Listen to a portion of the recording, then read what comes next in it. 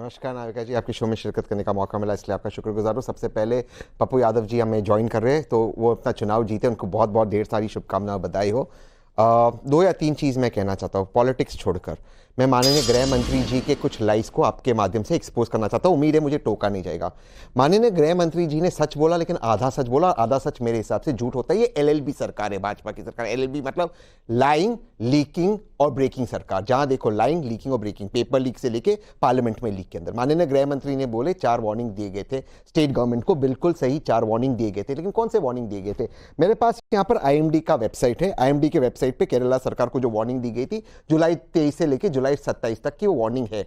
कौन सी वार्निंग दी थी? ऑरेंज और येलो वार्निंग। यानी कि जुलाई 23 को कहा गया था कि 30 जुलाई को जब ये लैंडस्लाइड हुआ तब 15 mm बारिश आएगा, सेंटीमीटर नहीं 15 सेंटीमीटर। ये आईएमडी के वेबसाइट पे अब भी लगा हुआ है। और वो क्या कहते हैं 20 सेंटीमीटर की वार्निंग वो दी गई थी। 1:10 पे जब लैंडस्लाइड हो गया था उसके बाद रेड अलर्ट कर दिया था। मैं यहाँ पे गुरुग्राम से आ रहा हूँ आपके शो में ज्वाइन करने के लिए। गुरुग्राम में क्यों गया था? मेरे एक दोस्त के भाई कल गुजर गए, इलेक्ट्रोक्यूटेड हो गए। 3 यंगस्टर्स कल इलेक्ट्रोक्यूटेड हो गए गुरुग्राम में। गुरुग्राम के मुख्यमंत्री का किसी ने रेजिग्नेशन मांगा है, भाजपा के लोग ने कुछ बात की। मैं अरविंद केजरीवाल को बिल्कुल डिफेंड नहीं कर रहा हूं। मैं आपसे ये पूछ रहा हूं कि पार्लियामेंट में जब हम कहते थे आपके शो पे आकर भाजपा वालों को कि काम समाप्त नहीं हुआ, जब हम कहते थे राम मंदिर का काम समाप्त नहीं हुआ, वहां के प्रीस्ट कहते थे, तब हमको झूठा कहा जाता था। आज लीकेज हो रही, जाए सरकारें वाली लीकेज हो रही, पेपर लीक से लेकर पार्लियामेंट के लीक के अंदर। ये सरकार को लीक करते, इस लाइन सरकार को ब्रेक करते बाहर निकालना, ये हम सबका कर्तव्य है। Thank you. हर्षवर्धन त्रिपाठी जी, गुड़गांव की बात होगी, हरियाणा की बात होगी, वायनाड की बात होगी, लेकिन दिल्ली की बात नहीं होगी क्योंकि वो कन्वीनियंट नहीं है। मैं पूछना चाहती हूं कि सब एक दूसरे पर दोषारोपण करते रहेंगे तो वो 292 जिंदगियां जो चली गई वायनाड में या 3 जिंदगियां जो चली गई दिल्ली के बेसमेंट में, उनका जिम्मेदार कौन है?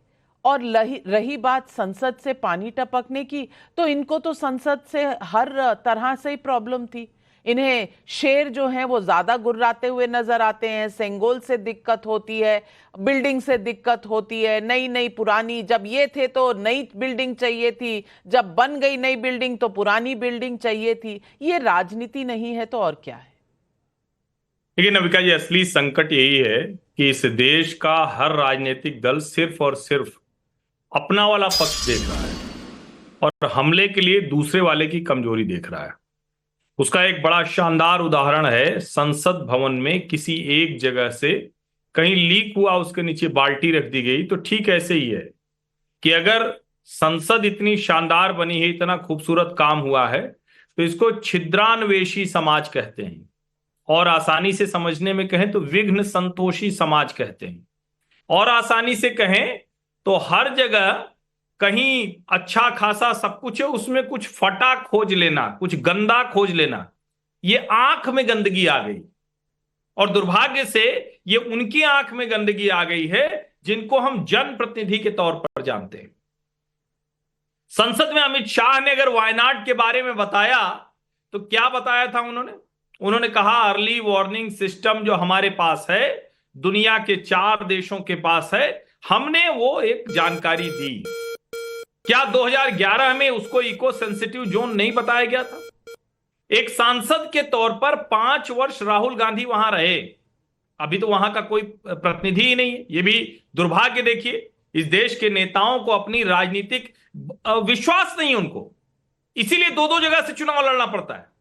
और आज ये स्थिति है, और मैं तो बार बार कहता हूं कि अगला राजनीतिक सुधार हो तो 2 जगह से कितना भी बड़ा नेता हो उसके लड़ने पर रोक लगनी चाहिए, कोई भी हो, क्योंकि ये आप जनता का मजाक बनाते हैं। अब आप सोचिए कि देश में कुछ लोकसभा क्षेत्र हैं, कितने हैं? गिने चुने हैं, 1-2 होंगे कहीं जहां कुछ हो गया, कुछ ऐसे, वरना वायनाड है जहां का लोकसभा का सांसद नहीं, जहां इतनी बड़ी दुर्घटना हुई, इतनी बड़ी मानव त्रासदी हुई है, वहां सांसद नहीं है। पूर्व सांसद और भावी बनाने वाली सांसद साथ में गए हैं, उनका जहाज नहीं उतर पाया था, यह भी देश को जानना चाहिए। उनका जहाज नहीं उतर पाया, आज जाकर जहाज उतरा है तो वहां पहुंच गए।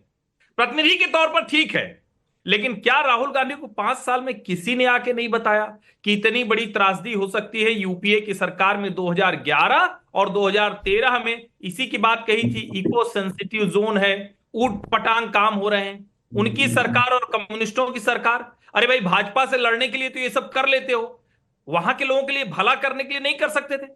उनके लिए नहीं दोनों एक साथ बैठ सकते थे, कुछ भला कर ले? और अब दिल्ली की बात। दिल्ली में कल रात 10 बजे मैं संयोगवश नविका जी लौटा हूं। दिल्ली में प्रगति मैदान टनल से मैं निकल कर आया हूं और मुझे आश्चर्यजनक सुख मिला। बिल्कुल। क्योंकि आश्चर्यजनक इसलिए क्योंकि मैं डर रहा था। मैं टैक्सी में था तो उसने कहा कि इधर ही दिखा रहा है गूगल, मैंने भी अपने चेक किया तो दिखा।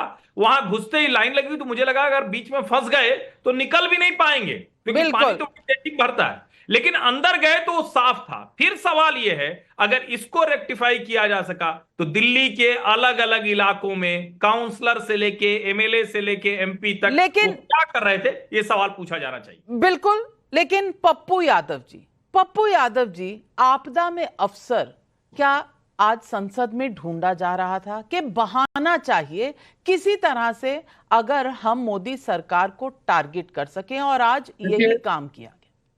देखिए, आप लोगों को तो राजनीति करनी है, करते रहिए।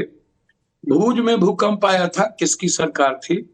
कितने लोग मरे थे? कोई बचे भी थे क्या? उत्तराखंड में गांव के गांव साफ हो गए। ये इस पे क्या सरकार और गैर सरकार बीजेपी को गाली देने के लिए और इनको गाली देने हम लोग थोड़ी बैठे हैं। हम लोग चर्चा करने बैठे हैं कि ऐसी परिस्थिति क्यों होती है। उत्तराखंड की स्थिति, असम में क्या है हालात, उसको आप देखिए, उसकी स्थिति पर चर्चा कीजिए। उड़ीसा में जब साइक्लोन आई थी उस पर करिए। इसके पहले भी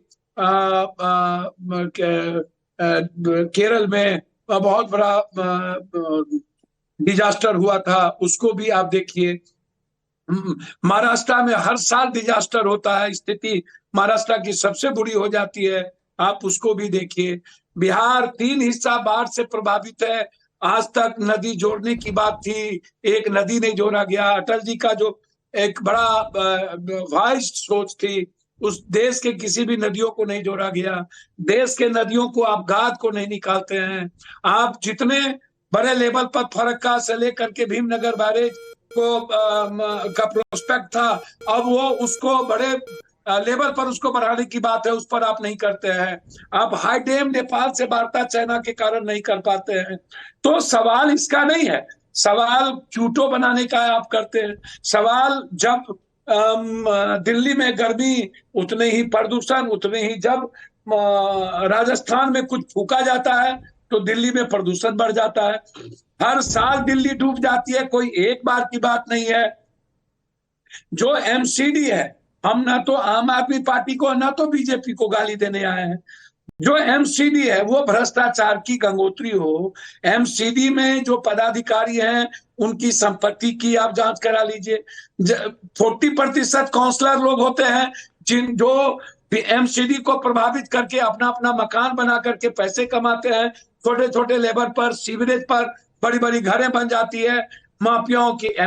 दिल्ली में सबसे ज्यादा जो पॉलिटिकल सिस्टम और पॉलिटिशियन है, ये लोग जमीन माफियाई तो हैं, जब लगभग जमीन को ग्रैब करते, जमीन को गलत तरीके से, जिस तरीके से हमको कोई गाली देने या कौन बनेंगे 2 बार 4 बार, एक्स है वो है, ये इसके लिए नहीं आए। नरेंद्र मोदी जी को गाली देने नहीं बैठे हैं।